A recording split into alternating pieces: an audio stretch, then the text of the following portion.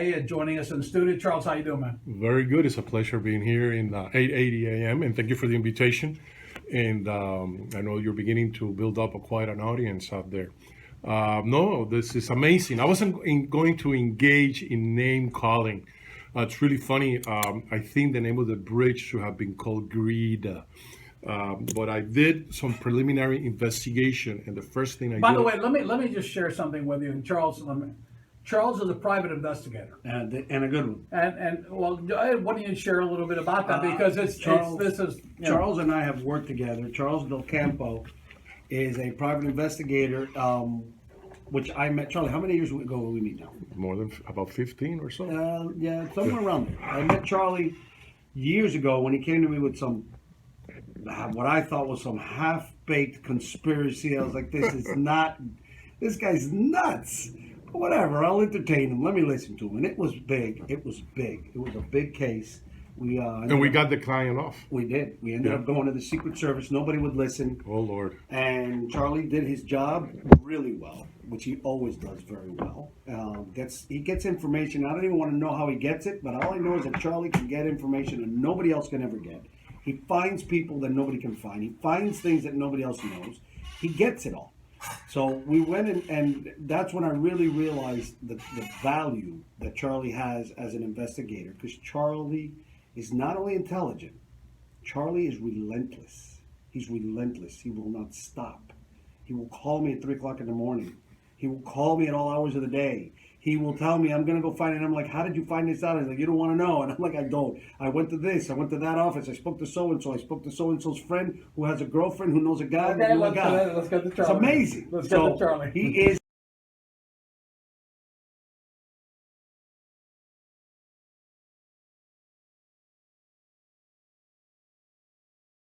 Well, beforehand, and thank you for the introduction. Yeah, me and Ed has worked on many cases, and to this day we have 100% return of results.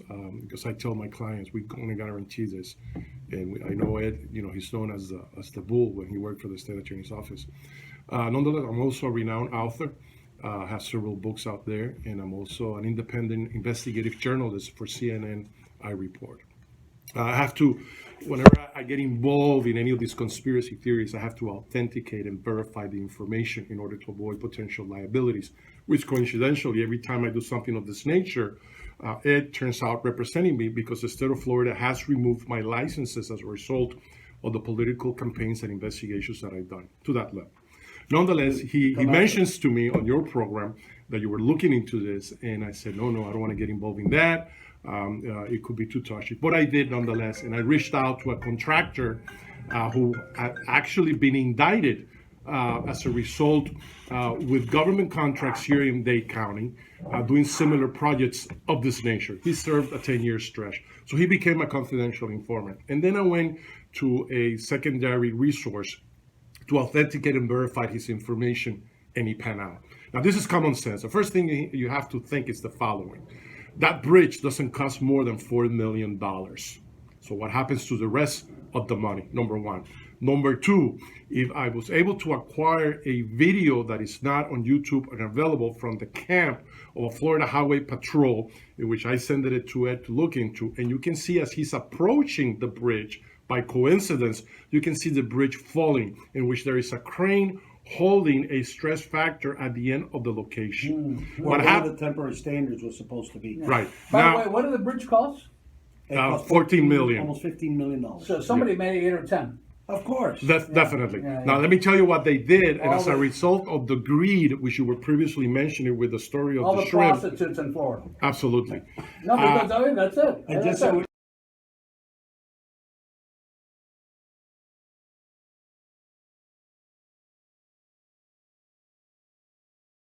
You were saying, which is dramatically important.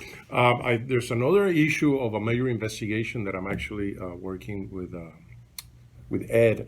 It involves a judge by the name of Frank Caney from Orlando, which has been taken out of the bench. And apparently Based on my findings and investigation, which I represent one of the defendants, he was sentenced to life. He's been doing 15 years stretch for a crime that he never committed. He was not even there. No, What was the crime? murder. Murder. Capital Yeah, murder. Gilbert Aragon.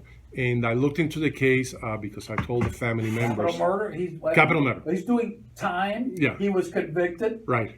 and he's not guilty. And he's not guilty. How would that be? But hold on a minute. If you look at innocent project in the United States or throughout the whole nation, there's hundreds of people that have been experiencing this type of victimization of wrongful conviction. This happens to be one that, unfortunately, in Orlando 15 years ago, a very corrupted department and a detective fabricated evidence when there was none. There was no forensic. He's supposed to kill who? He's supposed to kill a drug dealer, you know, in an area, and he wasn't even there. He had an alibi with his fiancée at the time. They could have used the telephone number to triangulate his location. They never did that. They never interviewed the alibi. The judge actually, they fabricated witnesses. The judge actually allowed at the time someone that was in an asylum in Ohio and that was medicated for psychiatric care for a whole bunch of dementia, and that became a witness. That's illegal in itself.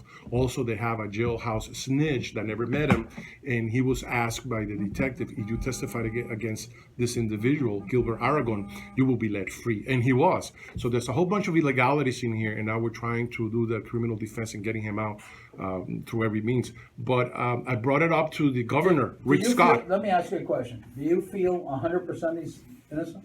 100%. I did a due diligence beforehand, and I couldn't find one single ounce of guilt. And we're going to get Al Gutman in a second.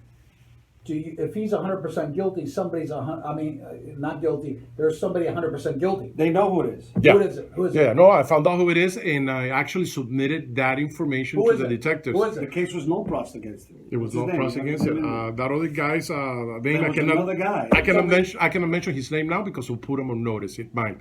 But this guy has been serving for 15 years, and there's others like him. And when I went to see Rich Scott, I spoke with one of the representatives over there. OIG, Office of Inspector General, was supposed to get involved. They did not.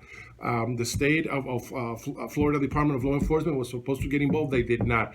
I found out there's over 10 other individuals that are serving a life sentence right now in Orlando as a result of this judge.